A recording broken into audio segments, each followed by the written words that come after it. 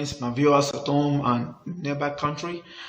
Today we're working on a very interesting topic in biochemistry, which we call the biochemistry of cell. Now, what is cell? A cell is the basic unit of life of a living organism, as you can see right here on the board. It has long been recognized that life is based on the morphological units, which we call what? Cell. Now, this idea that is being stated there was formulated in the paper that was written by two scientists, which are Matthias Lenden and Theodor Schwann, in the year 1838. All right. 3. Okay, now we'll move straight to what we call the history of cell. We tend to recognize or understand that the word cell was first used or was first discovered and named by a scientist which we call Robert Hooke in the year 1665.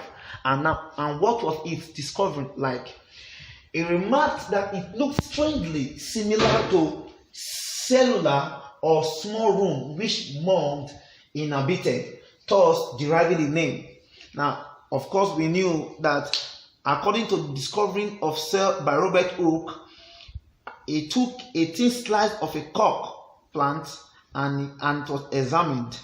When he examined it, he found out that there were small rooms in the cork plant, and that those small rooms look like the room that monks he knew were occupying.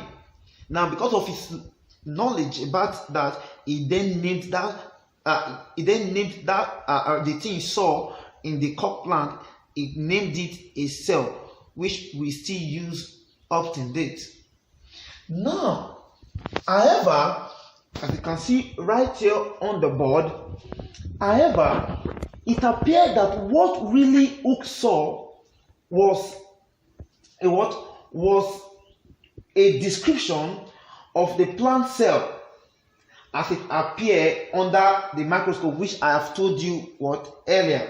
Now, the first man to witness a live cell under a microscope was who? Was Anthony van Leeuwenhoek, who in the year 1674 did also describe the algae, which is Spirogyra. Now, a quick look at what you see here on the board, that the discovery of cell that was being made known to us by Robert Hooke in his famous book he wrote called the Micrographia, which he published. Now, quickly, we move straight. Now, the cell theory, which we know was stated by Theodor Schwann and Matthias Lenden in the year 1838. And both of these scientists were German scientists. One of them was a botanist, while the other was a zoologist. Exactly.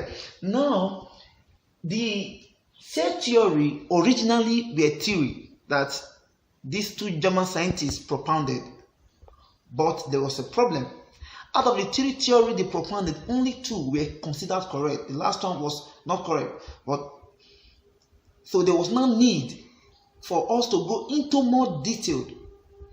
After so many years of discovery, there were now need for them to propound what we call the modern cell theory, as you can see right here on the board. And the first of it was that all non-living things are made up of cell. Number two, that the cell is the structural and the functional unit of life.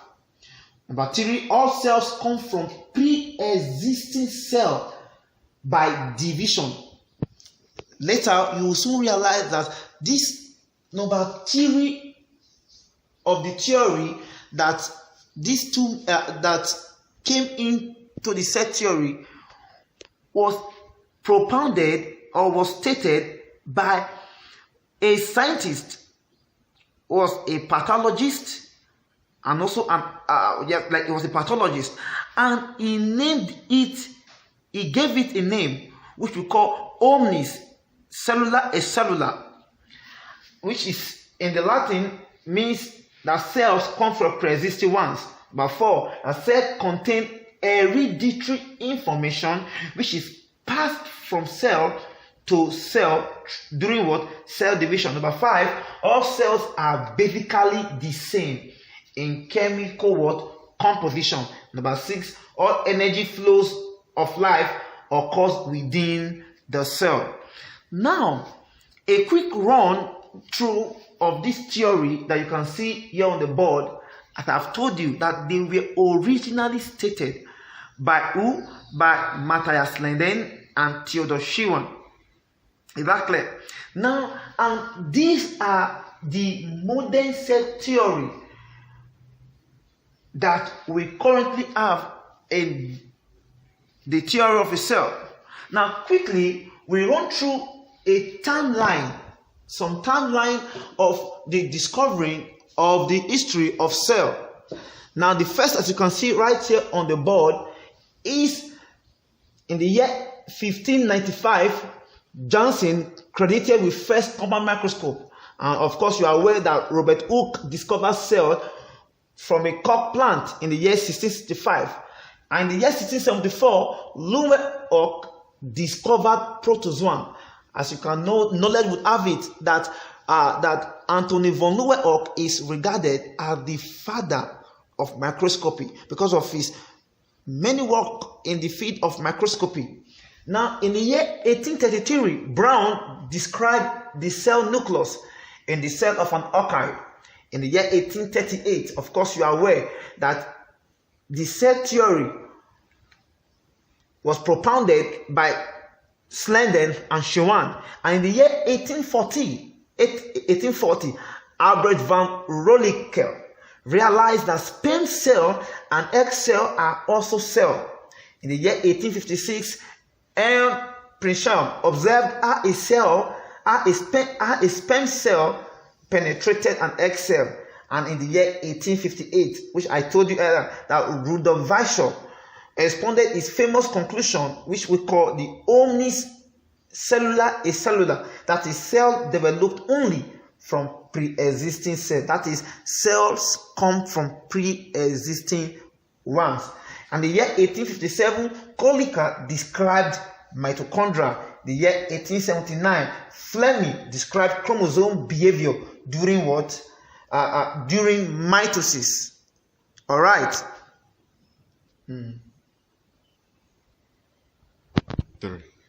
Now, in the year 1898, Golgi described the Golgi apparatus, which we see later in our video.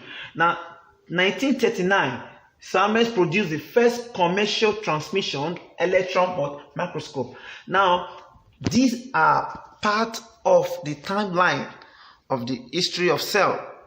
Now, we then move straight to other parts. Now, as you can see that all the material enclosed by the plasma membrane of a cell minus the nucleus is known as cytoplasm. And again too, that the aqueous portion of the cytoplasm minus the subcellular structure gives what we call the cytosol.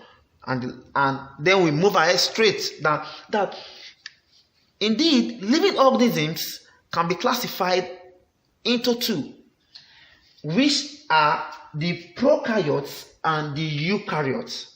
Now, from the word pro comes from the Greek word which means before, and karyotes from the Greek word which means karyon means the nucleus, which is not the nucleus, while eu simply means true or good, while karyon simply means what? Of course, the nucleus. So the prokaryotes and eukaryotes are the two types of cell found in living organisms. Now we then move straight to talk about each of them in an explicit form as they are. Now the first one you can see here is the prokaryotes. Now, one of the major difference between the prokaryotes and the eukaryotes is in regards of one of them having a membrane-bound nucleus and the other lacking a membrane-bound nucleus. Now, the one lacking a membrane-bound nucleus is the prokaryotes, while the one that has a membrane-bounded nucleus is called the eukaryotes. Now, the prokaryotes, as you can see here on the board, they lack a membrane-bound nucleus, and they include various types of bacteria having what relatively simple structure and what are invariably unicellular. All right. Cool. Now we've talked about prokaryotes. Now, right here on the board are some of the features or the characteristics of what prokaryotes they are. Now, number first we have here is that they are single-cell organism. Number two, they lack nucleus, which is the genetic material found in a region of the cytoplasm called the nucleus region. Now, they lack membrane-bound organelles. Such organelles include the chloroplast, the lysosome, and there are very many. Now, number four, that they reproduce by binary fission. Number five, they are surrounded by a rigid cell wall. Now, it will interest you to know that both plant cell and a bacterial cell both have a cell wall. But the difference between the plant cell wall and the bacterial cell wall is that while in the plant cell wall they have what we call a cellulose, meaning it contains a cellulose, that of the bacterial cell wall consists of what we call the peptidoglycan. Is that understood? Now, I said again that they are surrounded by a rigid cell wall, but since they have one of the three basic shapes, which are the cocci shape, which is spheroidal. We have the rod-like shape, which is the bacilli, and the helically coiled shape, which is what the spirilla. Now, this is the schematic diagram of a bacterium cell, which we have. If a close look at this diagram, that we have a pili, we have a cell wall, we have a cell membrane, we have the flagella, we have the nucleoid. Now, I've told you that the nucleoid is the genetic material found in the region of the cytoplasm. Now, we have the ribosome. As you can see, this dot-like structure.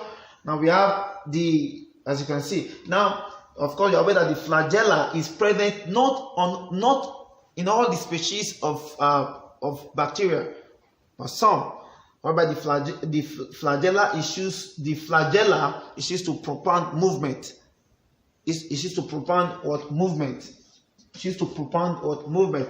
Now the cell wall, the cell membrane, the pillar. Now the pillar is often known as a thread-like structure which is used to transfer DNA in a bacterium cell to another bacterium cell. All right.